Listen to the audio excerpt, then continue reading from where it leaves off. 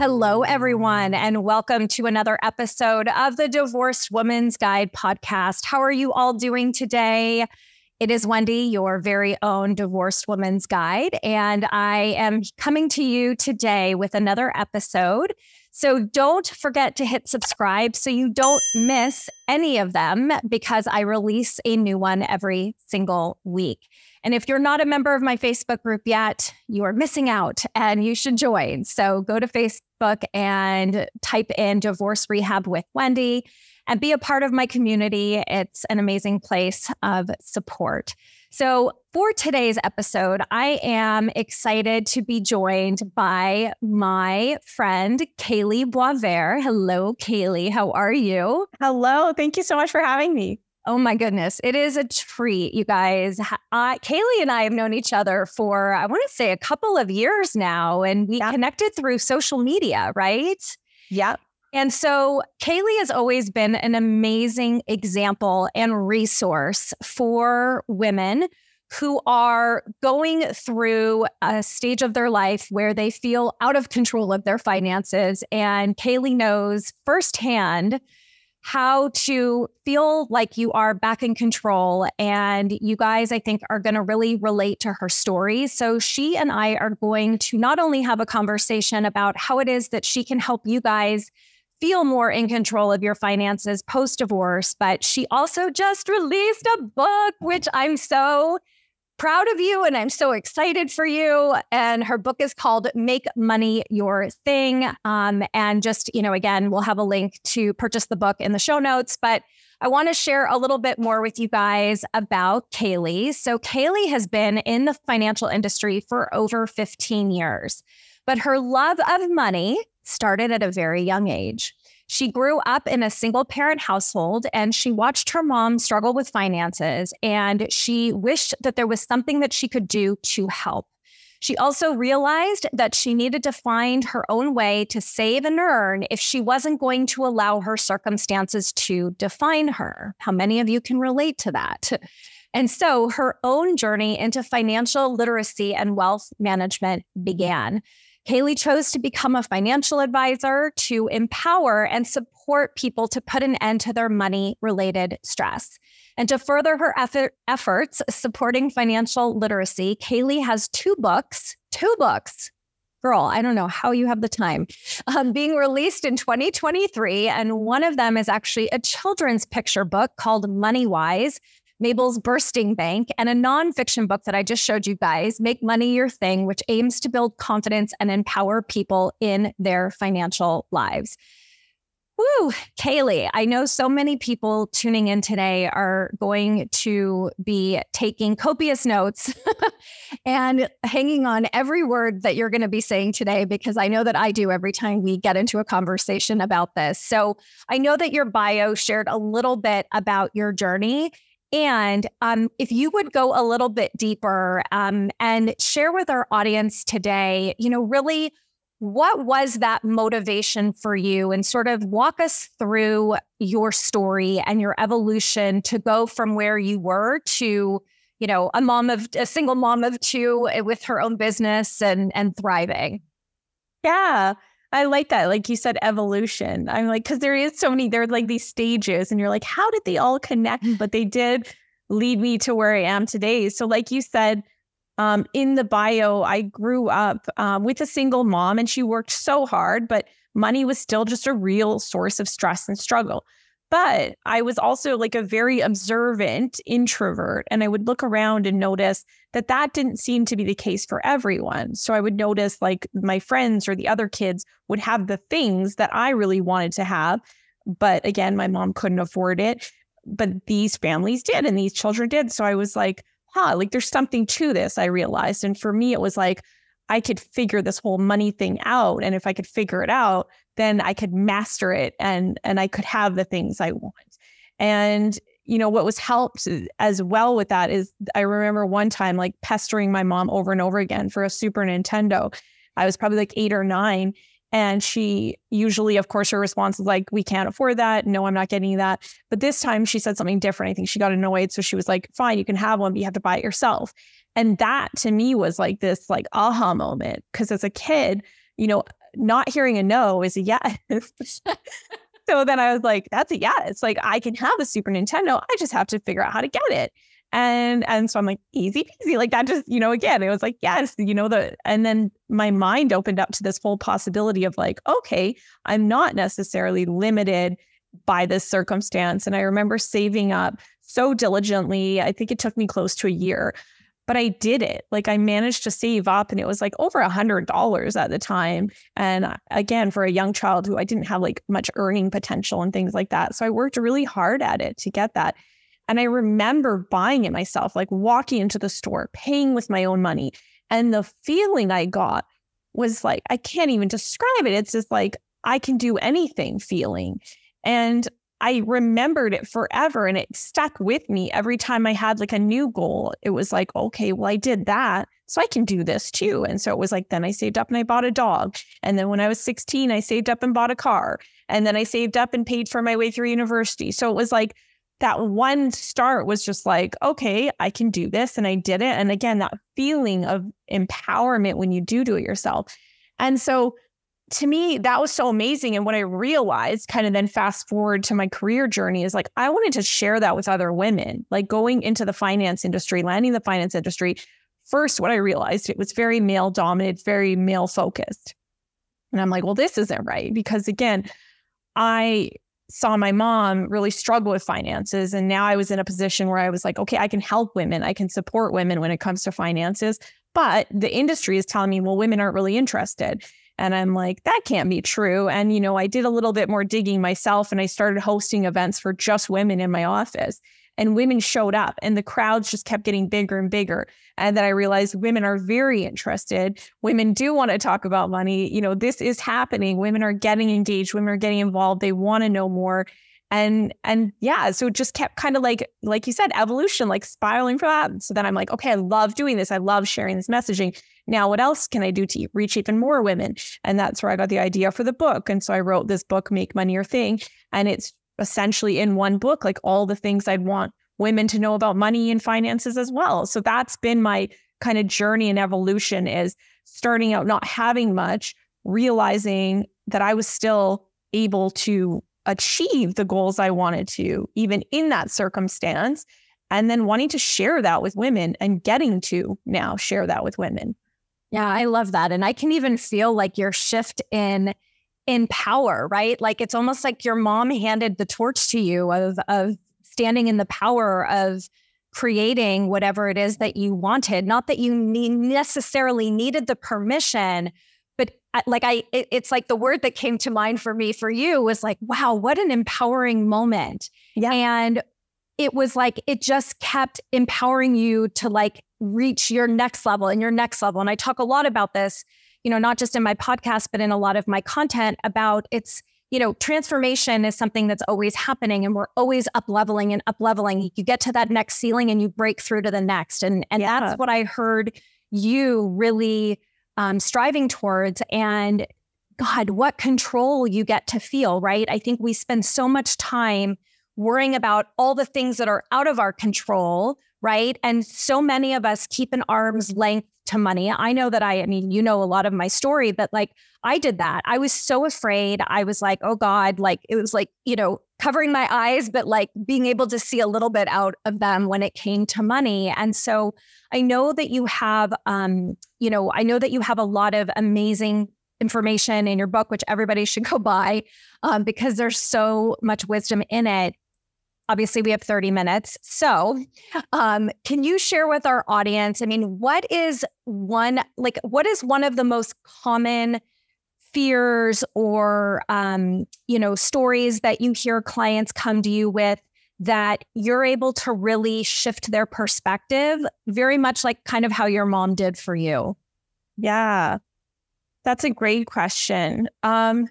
I think it is to do with that money mindset piece. Like the book starts with part one is doing the inner work. So the book takes you on a journey of building confidence around money and finances. But the first part, which I think is foundational and I think everyone needs, is that inner work, working on your money mindset, your money beliefs, because I think that's the foundation that forms it all. And if we don't get that right, the rest is not going to work out. You won't even want to read the rest of the book, right? You're like, well, I can't. How am I going to make money? My thing, I'm scared of money, or it never works out, or da da da. You're not going to read the book. Like, you're just going to be like, this is garbage. So you have to do that inner work. Like you said, you had a relationship with it at one time where you wanted it, far away. There's the fear. And that's such a common theme with everyone, especially women, myself included. Like, my story, great. Yes, I had that evolution and it all sounds great. And you're probably thinking, wow, money must just be flowing in. I had to do a lot of inner work growing up with that, like, mentality, almost like scarcity. We never have enough. That stuck with me through my whole journey, where I would get to points in my career and it just felt like I couldn't make more money and I had to do inner work. So that's been like a constant for me too, the inner work, the mindset piece. And it's so powerful. And so I take the reader through that in the book. And what I can say to people listening as like how you can do this practice is write down some of the things you think about money right now, whatever they are, good or bad, or let's not attach any emotion or feeling to them. But what do you believe about money? I've heard people say things like money is evil. Money is the root of all evil. Like, write that stuff down. And for me, it was like, I can never keep money, or it's like money kind of just goes as quick as it comes, or, it's dangerous, or I can't. I'm not deserving of having an abundance. So write whatever comes to mind at all. And maybe do this in over a few days or weeks, because maybe more things will come up. But I would urge everyone to write it down. And again, there's so much power in physically writing things down, and then look at those statements and decide, like, when you actually read them out loud, you'll realize often how like silly they sound. Because most of the time you're like, that's not true, right? Money's the root of all evil. That's not true at all. Like, that's just something we've decided, or based on maybe one person being greedy or rude or something. You're like, oh, money makes people evil. Like, it's not true. So when you read your statements, again, you'll realize that's not true. And also you'll probably realize, this isn't what I want to consciously choose. So then once you've kind of put them on paper in front of yourself, now you get to decide, what do you want to consciously choose? And again, a lot of the ones we have already are based on like beliefs from our childhood and what we learned about money along the way. So they're oftentimes like not even yours. That's why that next part of it is like, now you get to write down, what do you want to choose to believe about money? Like, let's say this is a clean slate going forward. What is it you want to believe about money? That money's easy, that money flows to you, that your bank account is constantly increasing. Like, write down the things that light you up about what you want that to look like going forward. And I think that is a very powerful exercise. I have it in my book, but I think anyone listening to this could get a lot out of that. So again, it's shifting that mindset. So when you're on the street and you see someone driving a fancy car, you're not like, oh, that person, and, spending money on things like that and blah, blah, blah. If those are the thoughts, like, now you're like, good for you. Like, obviously, you have an abundance mindset, and you had a goal to get this fabulous car and you've done it. Like, have those, that shift. And it might be almost like every day at first you feel like the old beliefs are coming up and you have to kind of keep them in check and do go back to the, what am I consciously choosing to believe? But it's so powerful. So if you can do that, that's when you'll notice the things start to fall into place. Like, you'll want to learn more about money. You'll want to pay attention to your money. You won't have that same level of fear when you shift the mindset. So yeah, I can't stress enough that people have to do that first step. And it's so neat and powerful what comes from it. Like, my daughter the other day, we're at the mall. She goes and she wants to buy hand sanitizer. So I'm like, fine, I'll buy you hand sanitizer. Doesn't feel like a wasteful purchase. So I'm like, okay, that's an interesting purchase. But so I buy her this, I give her the money. She gets to go buy it at the till and stuff. And then they give her the little bag and they put a coupon in it. And she pulls it out and she's reading it. And she's like, I got a 20% off coupon. She was so excited. I've never seen anyone so excited for a coupon. And I'm like, okay, Ivy. And she's like, I could buy candles. I could buy lotion. And I'm just like, and I'm just like pushing the stroller. We're heading out of the mall. And she's just like all in her glory of this coupon. Then she's like, oh, hey, $5. She reaches down and finds $5 on the ground. And I'm like, wow, like, that just shows she was so like happy and positive and grateful And then it's like more abundance, right? She was delivered that abundance. So shifting your mindset, like how often are we happy and grateful for the little things? And then what comes after that from that mindset change is, you find money on the ground. It comes out of nowhere. It does. I'm so I'm bursting with wanting to give you the biggest hug right now which I'm giving to you virtually. But I don't think enough people talk about the importance of your mindset around money. And it's something that I love to talk about. And as you know, as a theta healer, we all have money stories. And I have worked with clients to shift their money story because I had a really powerful one. And my money story was actually that money is a weapon. And so I used money as a weapon in my divorce. I witnessed it growing up. I, didn't know that subconsciously that's what I was doing. And the second that I shifted that story, everything the floodgates of abundance and wealth just flew right in. And I don't think that it's talked about enough how the mindset piece is completely step one before anything else. Because if your mind isn't, comfortable, confident, open to possibility, it's not going to flow. And I've seen it time and time again. And you and I were just talking even before I hit record on this podcast that, there's so many women, especially in my Facebook group, where whenever I ask questions about what is your biggest struggle, 90% of the answers are money related. And my first question is, well, what's your money story? What is your relationship to money? Because that is ultimately where it starts.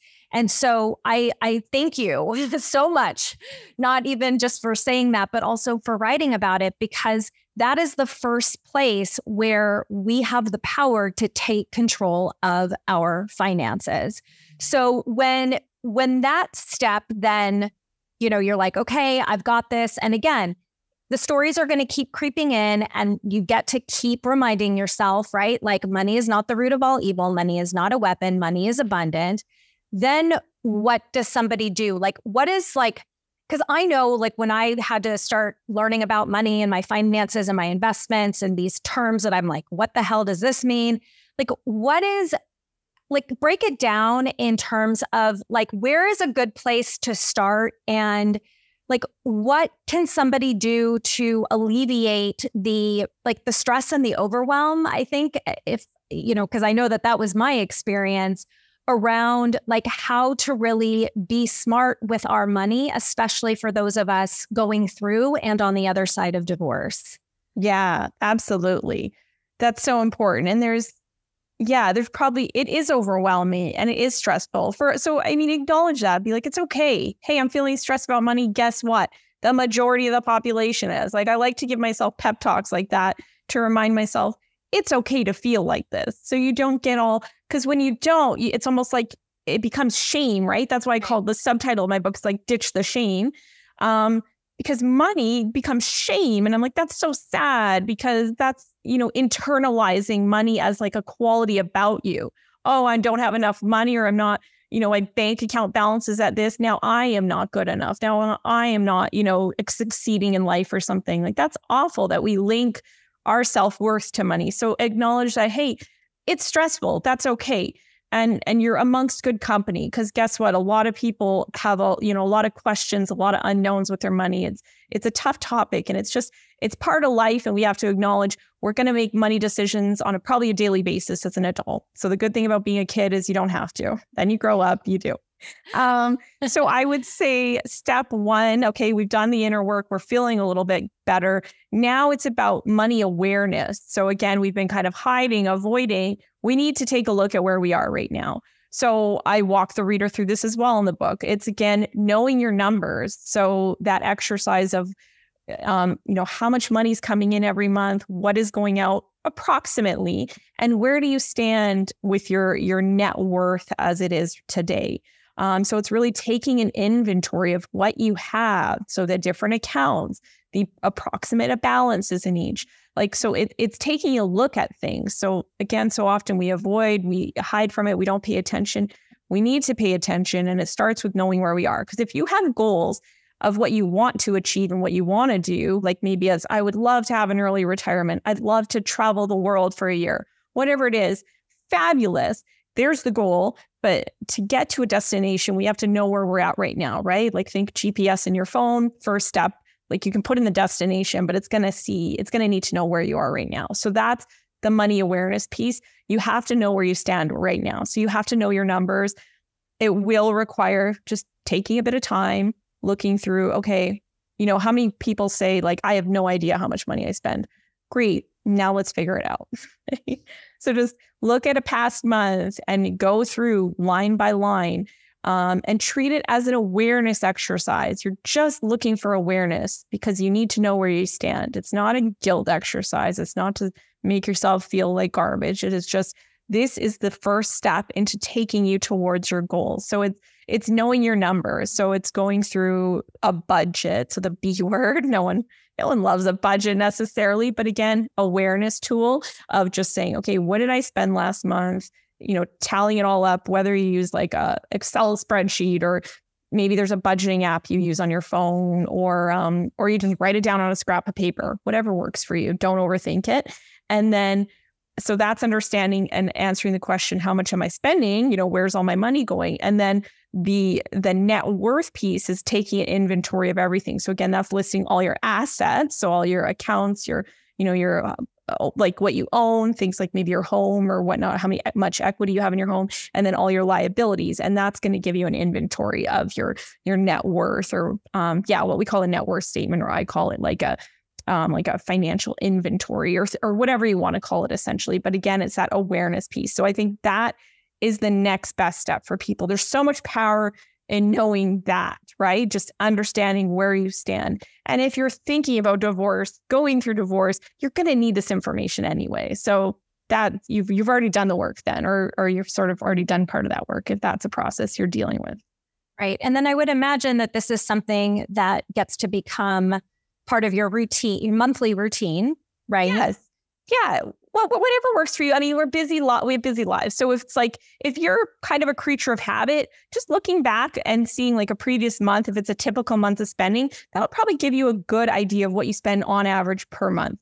And maybe that's good enough for a while. And then maybe big life changes happen. And that's when you want to re-look in on it for your net worth, maybe looking on it at least annually just to like update your numbers. That's great. Like, I don't need you overdoing it. You don't need to check these numbers every day. And again, it's not to stress you out at all or go, oh, I thought it was more than that or whatever it is. Again, it's just an awareness piece. It's just a tool and it's empowering to know what you have. It's just, again, it's taking charge, it's taking control, like you said. So it's, and when you're thinking stress and overwhelm, just say like, I'm going to do one thing. Like if that's just what you get from this too, it's like, okay, I'm going to do one thing. Maybe that one thing is I'm going to schedule an hour next Sunday to look at what I spent last week or last month. And that's it. Like just one thing you can do. I love that. I'm all about the baby steps because I think that we put so much pressure on ourselves to like get to the big picture and, do all of this and then you can celebrate. It's like, no, like just breaking things down. And that's what I love about what it is and how you talk about this is that it is about the baby steps because the baby steps are what are going to add up to much larger success. So money mindset's been worked on. You have awareness of what's going on. So now what? So what if somebody is stressing about, they're like, oh my God, I didn't realize I spend this much. Or, oh my God, I want to save for a vacation with my kids for next summer. What do they then do? They're like, okay, I know the lay of the land. So now what? Now comes like the fun part, like the action, right? Like this is the juiciness.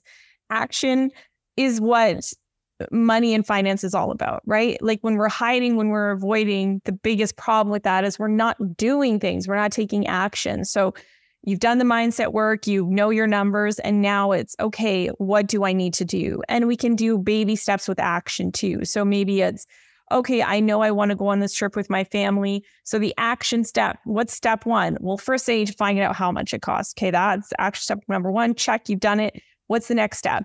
Again, maybe it's breaking down, okay, that's 1 year away. I need to save that much money. If it's, I'm going to save money every month, then it's just divided by 12. And then you see your number. That's what I need to put away every month to make this vacation dream a reality. So it's really that easy. Like I think people overthink it way too much, but the action is key. So I kind of need you to almost like dive in sometimes for the action step. We have to stop like procrastinating or pushing it off. And again, as women, I see women like sitting on like hoards of cash. That's like one of the biggest errors or mistakes I would say women make with money. It's like they have all this money and they're just sitting on a pile of cash. And you're like, that's great. You have the cash. Fabulous. But now you have to get the money working for you. You want to get it like earning some interest, investing like some of it that's maybe towards your longer term goals, have it earning some sort of return. So the action step, it's going to be different for everyone. But again, start small, do something, know that like each step is compounding in the right direction. Oftentimes, if you can, here's a cheat to your action step. What can we automate, right? So I know I have to save, let's say, $500 a month towards my retirement savings goal. Let me take the work out of that and I'll just automate it. So every month it's just pulled out of my account and it's put into my retirement savings account on a monthly basis on the 15th of the month. It always happens just like clockwork. So I don't have to worry about it. The action's happening, but I've actually outsourced it and made it easier to do. So the action step is the next piece. Some of the action steps require you to do a bit of the work. Some you can automate and just get it going, but you have to do the things. If you're sitting, you're kind of in that freeze mode, we have to kind of work through, where is that coming from? But then you got to push yourself forward to taking the step. And maybe it's one step at a time.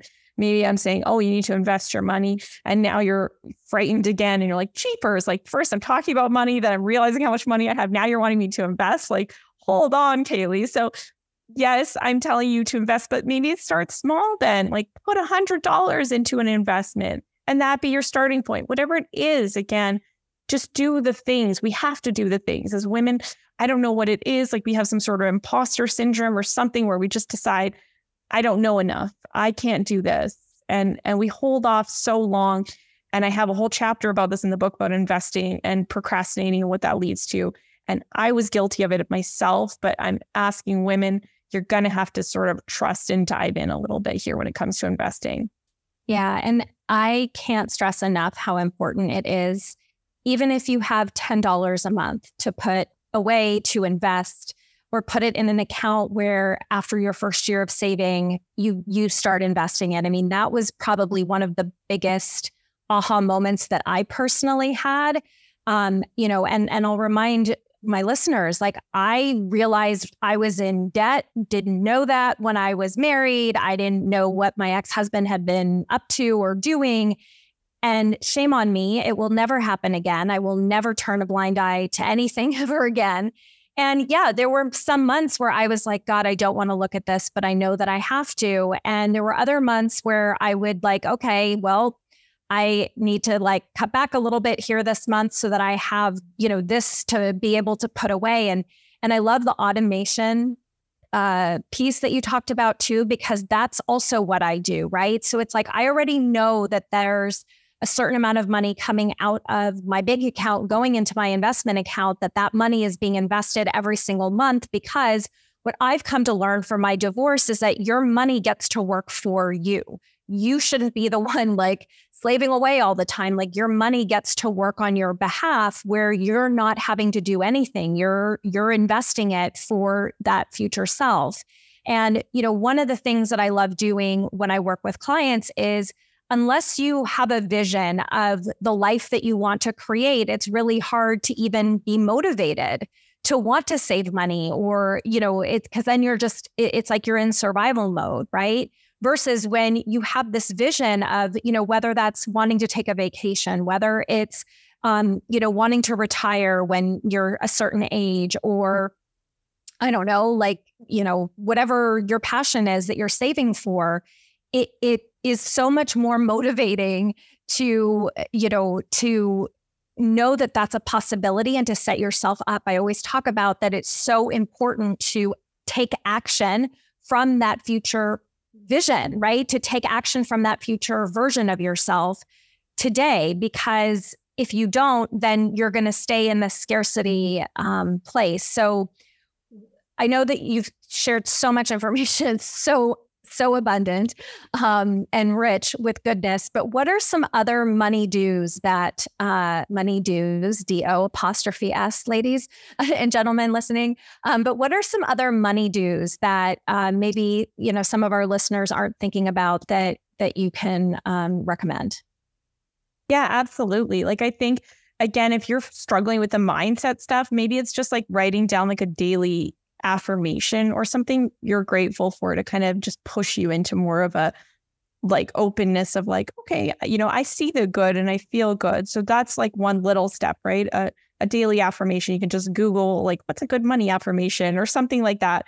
I love that one. You recommended a book to me a while back, and it over and over, it repeats like an affirmation in that book. So I'm like, it's so powerful. Again, it's just that messaging we tell ourselves. So that's a good one that you can do and incorporate easily into daily life. Spend time like thinking about your goals. It's fun, right? Like, again, life has full of responsibilities and all this stuff. But when you get to spend time like journaling and dreaming about this is where I want to be and what I want to be doing and really see yourself in those moments, it's fun because some of the long-term goals, they're going to take a lot of time.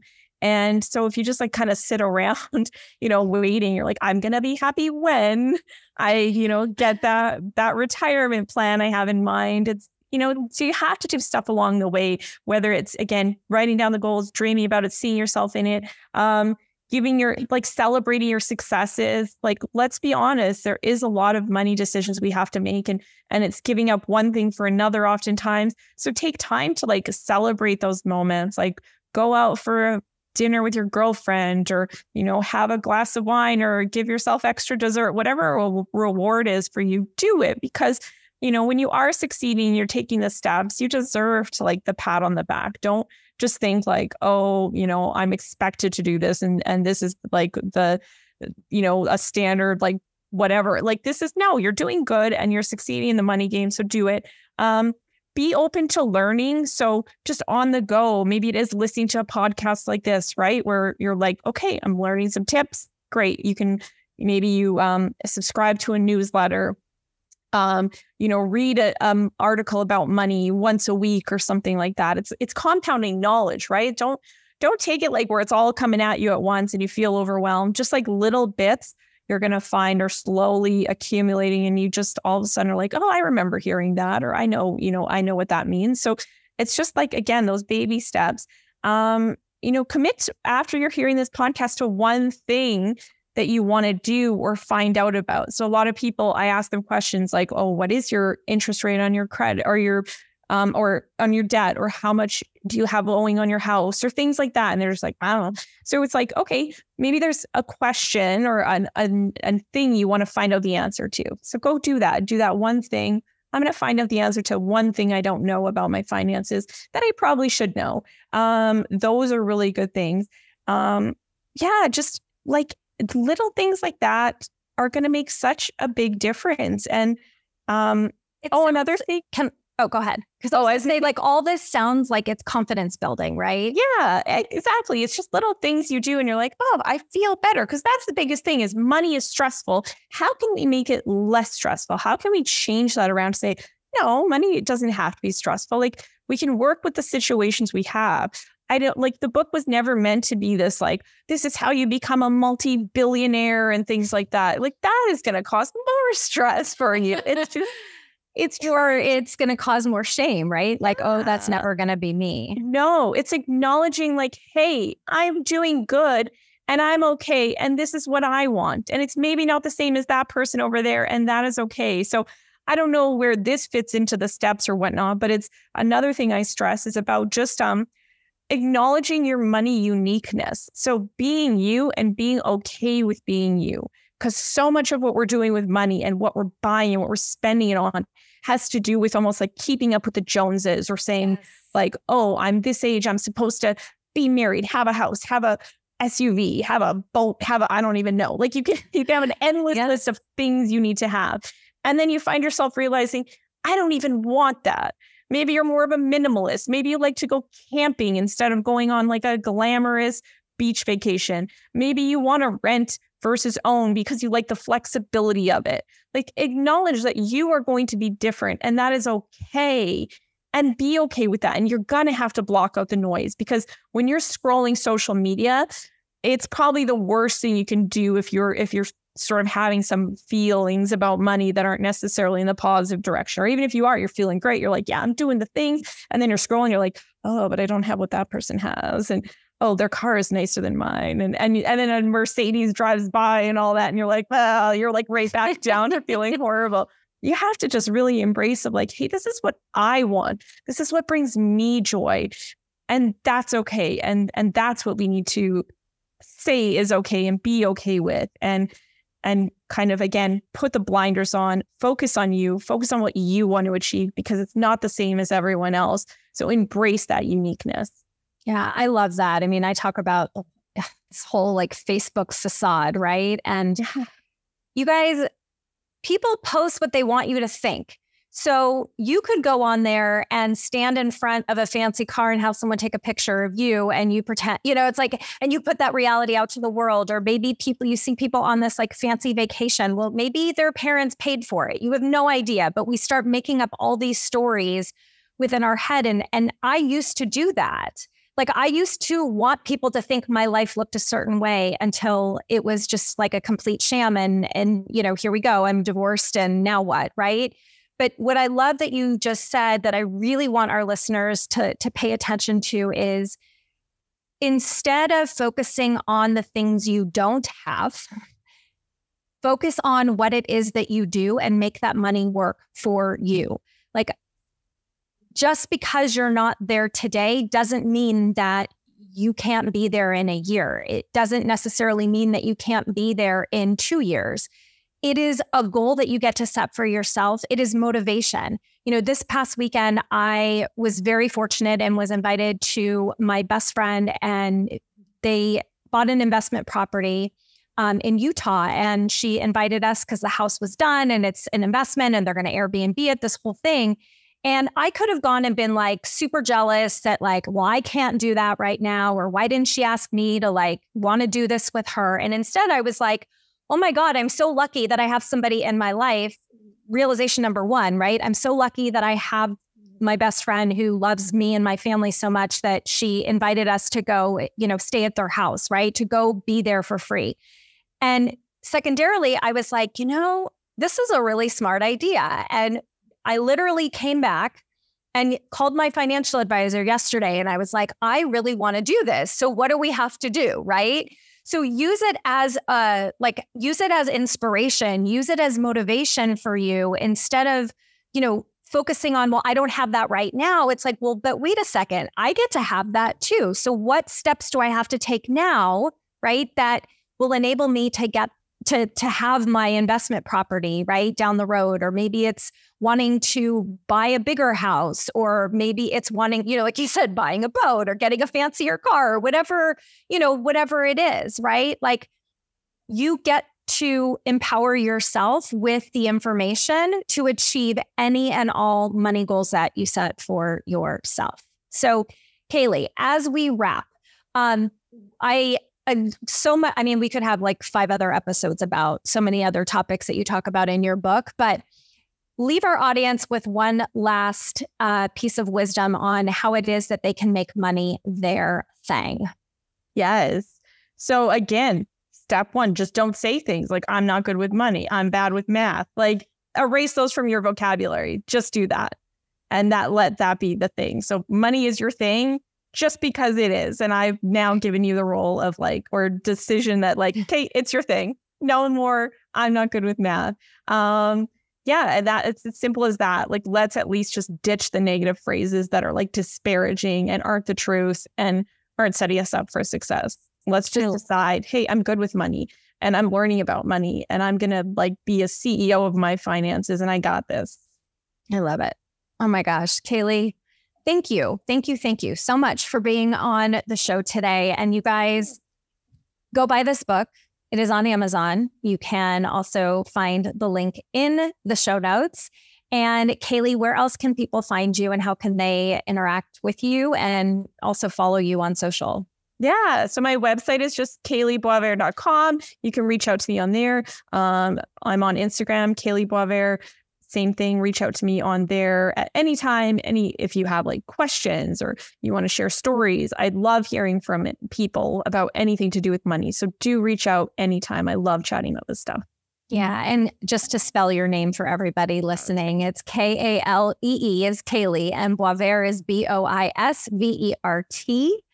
Kalee, thank you again for being here today. You know how much I adore you, and I love you guys follow her because it's just, she's got such great wisdom that she shares across all of her social media, and her book is a must read for everybody who is in that place of like, oh God, what do I do now? Or wanting to feel empowered, and coming from somebody who has really, I mean, since you were a little girl, you have grown up really empowering yourself with knowledge and really creating a beautiful, amazing life for yourself. So thank you for being here. Thank you. Thank you so much for having me. Thank you so much for everyone listening. Money is like a really vulnerable topic. So listening into this episode, thank you, everyone. So it's so true. It really is. It's like walking into a room naked and you're just like, everybody's staring at me, right? But it doesn't have to be that way. So thank you, my dear. Well, everybody, I hope that you guys enjoyed today's episode. As you know, with every single show, I am here to provide you guys with at least one nugget of information to help you navigate your path wherever it is that you guys are. And I don't know about you, but there were tons of nuggets dropped today. So much wisdom. You're going to want to go back and I'm sure listen to this episode again. I find that, even just going back and re-listening, which I do because I learn a lot from my guests, I pick up on new and different things that I may not have necessarily heard the first time. So thank you guys so much for tuning into today. And in case you guys have forgotten, I do also offer support calls. So if you guys are interested and you're just wondering kind of where do I go from here, or maybe you just are unsure of what your path is going to look like, please do not hesitate to schedule a complimentary call with me. You can go to contactwendy.com. Thank you all so much for tuning into today's episode. Sending you all so much love, light, and joy as always. Mwah. Bye, everybody.